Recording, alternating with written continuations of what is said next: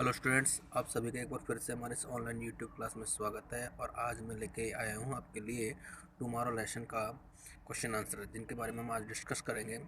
तो स्टूडेंट्स, हम शुरू करते हैं हमारे क्वेश्चन आंसर को। First of all short question, जो कि 15 से 20 शब्दों में आंसर उनका दिया जाता है। फर्स्ट क्वेश्चन है, हाउ डिड बेसी a father behave with her. Mean कि बेसी के पिता उसके साथ कैसा व्यवहार करते थे, जिसका आंसर है basis father behaved very rudely with her. कि बेसी के जो पिता थे वो बेसी के साथ में बहुत ही निर्दयतापूर्वक व्यवहार करते थे। He shouted and scolded her and did not pick even a spoon himself. कि वे उस पर चिल्लाते और डांटते थे और स्वयं एक चम्मच तक नहीं उठाते। तो इस प्रकार से जो बेसी थे उसके पिता का व्यवहार ऐसा था। सेकंड नंबर का जो क्वेश्चन है वो है, what was Bessie's reaction to her father's behaviour. अपने पिता के बिहेवियर पर बेसी की क्या प्रतिक्रियाएं होती थी। आंसर है, Bessie obeyed her father silently, suffering his domestic tyranny but sometimes showed signs of irritation and disgust. अपने पिता की क्रूरता को सहन करते हुए बेसी उसकी आज्ञा का चुपचाप से पालन कर लेती थी, और कभी कभी वह निराश हो जाती थी और जो निराट के लक्षण भी वह दिखाने लग जाती थी। मतलब कहने का मीन है वो ये है कि मैं अपने पिता के बिहेवियर रूडली होते हुए भी मैं उसके फादर की बातों को मानते थे। Third number question, what made बेसी ब्लश। किस बात से बेसी शर्मा जाती थी। ब्लश मीन्स होता है शर्मा जाना, जिसका आंसर है, when captain Hagberd expressed his desire to make Bessie his daughter in law it made her blush. कि जब जो कैप्टन हैगबर्ड थे, जब वो बेसी को अपने पुत्र वधु बनाने की इच्छा व्यक्त करते थे, तब इस बात को सुनकर जो बेसी थी वो शर्मा जाती थी। फोर्थ नंबर क्वेश्चन है, who was the stranger who met captain Hagberd. कि वह अजनबी कौन था जो कैप्टन हैगबर्ड से मिला। आंसर है, the stranger who met captain Hagberd was his son Harry himself who had run away in childhood. कि जो अजनबी कैप्टन हैगबर्ड से मिला था वह उसका लड़का हैरी स्वयं ही था, जो कि बचपन में घर से भाग गया था। फिफ्थ नंबर क्वेश्चन है, what kind of life did Harry live after he had left home. कि घर से भागने के बाद हैरी किस प्रकार से अपना जीवन जीता था। आंसर है इसका, after Harry had left home, घर से भागने के बाद, ही lived the life of vagabond, जिसका मतलब होता है खाना बदोश। वेगाबॉन्ड। कि घर से भागने के बाद हैरी एक खाना बदोश का जीवन जीता था। He did not stay at one place for a long time. कि वह एक स्थान पर बहुत ज़्यादा समय तक नहीं रुकता था। तो ये हमारे पूरे 5 के 5 शॉर्ट क्वेश्चन थे। अब हम शुरू करते हैं 50 वर्डों के question answer. First question, why did captain Hagberd settle in Colebrook. कि कैप्टन हैगबर्ड कोलब्रुक में क्यों फंस गए थे। जिसका आंसर है, the circumstances that brought the Hagberd to Colebrook were. First number का इसमें पॉइंट है, his wife had dead and his son fled the house 16 years ago at the age of 14। वे परिस्थिति जो हैगबर्ड को कोलब्रुक लेकर आई थी वो ये थी कि उसकी पत्नी मर गई थी और उसका जो बेटा था 14 वर्ष की अवस्था में ही घर छोड़कर भाग गया था। सेकंड नंबर का पॉइंट है इसी का ही वॉज ए रिटायर्ड सेलर। कि वह एक सेवानिवृत्त व्यक्ति था। Third, he received a flash letter which forced him to sell his house in Colchester. Someone had informed him in the letter that Harry had been seen at Colebrook। Means कि उसे एक झूठा पत्र मिला जिसने उसे कोलचेस्टर में अपना घर बेचने के लिए बाध्य कर दिया था। किसने उसे उस पत्र के द्वारा सूचना दी कि हैरी हैगबर्ड का बेटा कोलब्रुक में देखा गया था। Okay, second number question, what sort of a seaman had captain Hagberd been. कि कैप्टन हैगबर्ड किस प्रकार का नाविक रहा था। आंसर है, the life of the earth was much more dear to the captain than the sea. कि समुद्र की अपेक्षा पृथ्वी का जीवन कैप्टन को बहुत अधिक प्रिय था। He was balanced and rational. वह संतुलित तथा विवेकशील था। Undoubtedly, निसंदेह, he used to work as a sailor but wanted to go to the seaside and look at the uncultivated houses and the people gathered by fire. कि निसंदेह रूप से वह नाविक का कार्य करता था, परंतु समुद्र किनारे के पास जाकर जो अगिनत मकान थे और आग के सहारे उसने एकत्रित लोगों को वह देखना चाहता था। कहने का मतलब ये कि समुद्र के पास में जो बहुत से जो हाउसेस बने हुए थे वह वहाँ पर जाकर उन हाउसेस को देखना चाहता था, और वहाँ पर जो फायर लगी रहती थी तो उस पर आसपास जो लोग खड़े होते थे तो उनको वह देखना चाहता था। Despite being a seller he was A well known man, कि एक नाविक होते हुए भी वह एक ग्रह आसक्त व्यक्ति था। सेकंड नंबर का क्वेश्चन है, what has been Bessie's reaction to old Hagberd ravings, कि वृद्ध हैगबर्ड की क्षण की बातों के प्रति बेसी की क्या प्रतिक्रिया रही।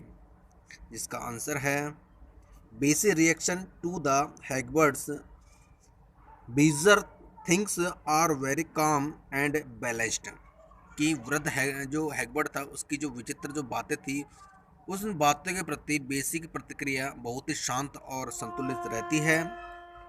She just nodes her head in silently acceptance, कि वह चुपचाप से उनको सुनती रहती है, अर्थात अपने मतलब सिर हिलाकर वह अपनी बातों की स्वीकृति दे देती है। The Hagberd always expresses affection toward him as a father, Hagberd हमेशा उसके प्रति पिता तुल्य स्नेह व्यक्त करता है। She realise that she is always anxious and upset due to her son, कहने का मतलब है कि वह मतलब जो बेसी वो समझते कि जो वह मतलब क्या नाम है उसका हैगबर्ड, वह बहुत दिन पहले हैगबर्ड जो था वो हमेशा चिंतित और परेशान रहता है। इसका कारण ये था कि उसका बेटा उसको छोड़कर चला गया था, अर्थात खो गया था वो। ठीक है। Fourth number question, write a short note on mister Carvil, mister Carvil पर एक टिप्पणी लिखिए। सबसे इम्पोर्टेंट क्वेश्चन है, एग्जाम में आने लायक क्वेश्चन है ये।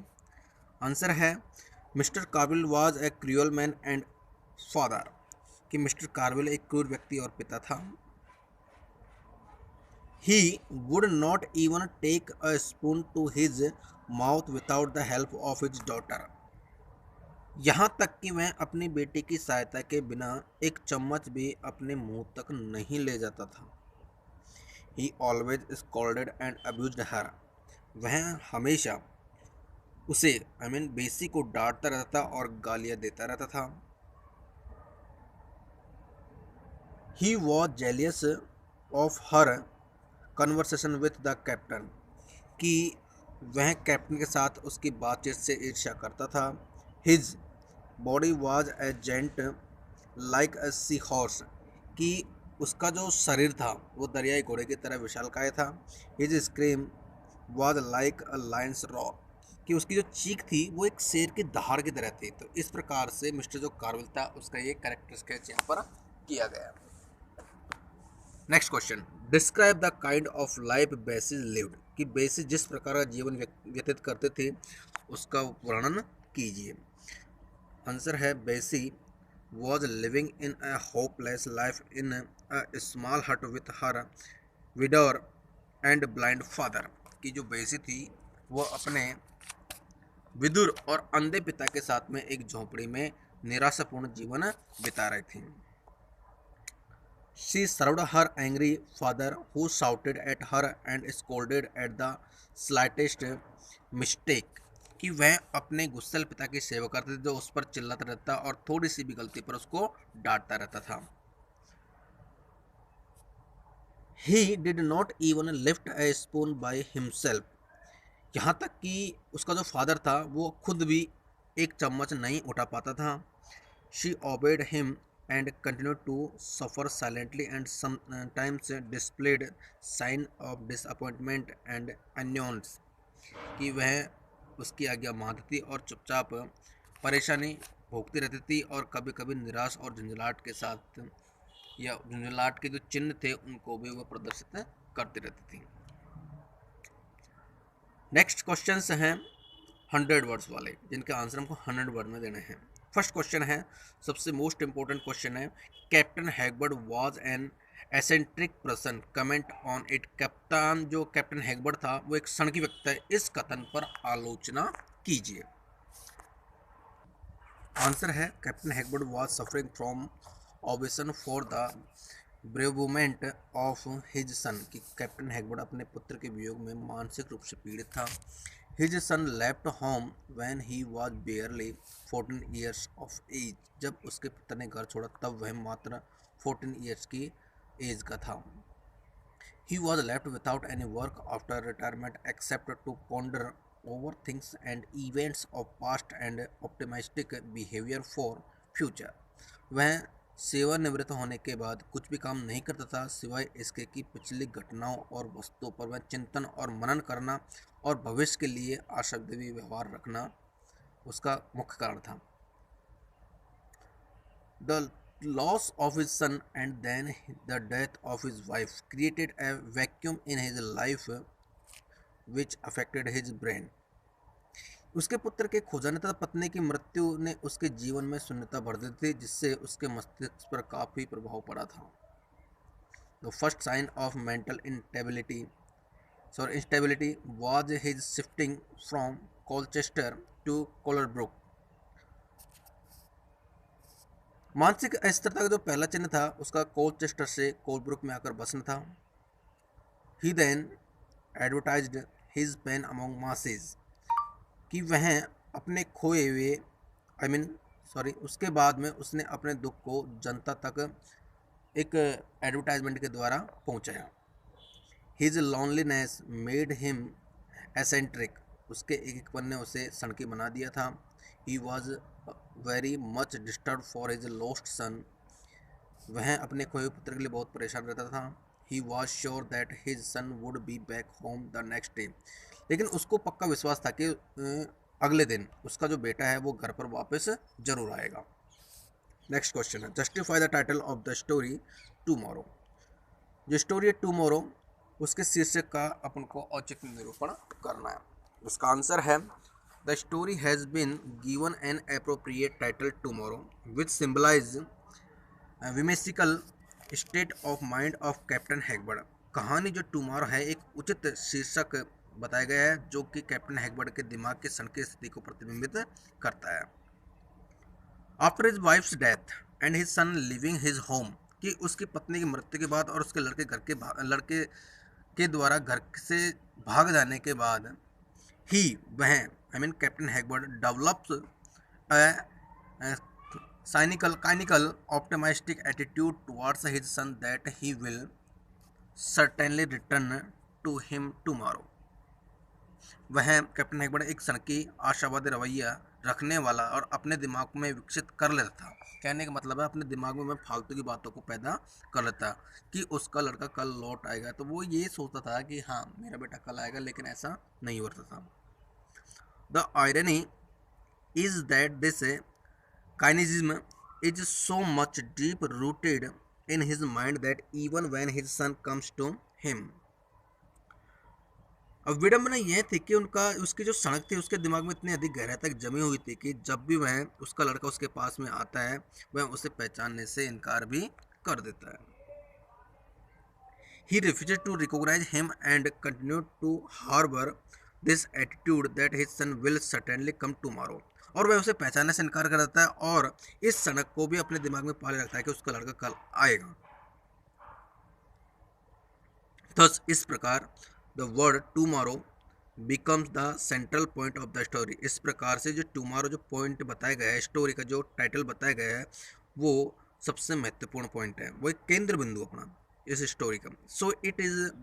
So it is clear that the title of this story is suitable title for it.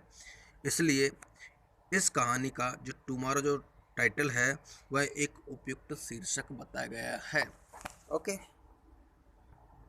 अब कुछ एडिशनल क्वेश्चन है, तो एडिशनल क्वेश्चन जो होते हैं वो बड़े इंपॉर्टेंट होते हैं, उनको याद जरूर करें आप। तो फर्स्ट क्वेश्चन है additional, what kind of life did Harry live after he left home, कि घर छोड़ने के बाद हैरी कैसा जीवन व्यतीत करता था। आंसर है Harry lived a simple life earning nothing more. जो हैरी जो था जब वो घर छोड़ गया था, तो हैरी जब घर छोड़ गया तो वो सादा जीवन बिताता था, कुछ भी ज़्यादा नहीं कमाता था। He use to lead a life to strollers, वह घुमक्कड़ लोगों का जीवन व्यतीत करता था। He fully enjoyed freedom from worldly bonds, कि वह अपने जो सांसारिक बंधन है उनसे पूर्णतः उसने स्वतंत्रता का आनंद उठाया था। कहने या ऐसे बोल सकते हो कि उसने सांसारिक बंधनों से स्वतंत्रता का पूर्ण आनंद उठाया था। This is reflected in her conversation with बेसी, यह बेसी के साथ उसकी बातचीत में दिखता है, परिलक्षित होता है। ही टेल्स बेसी that he spend the last 2 pence of his last shilling on the rail fare to build a beard for the old man's honour.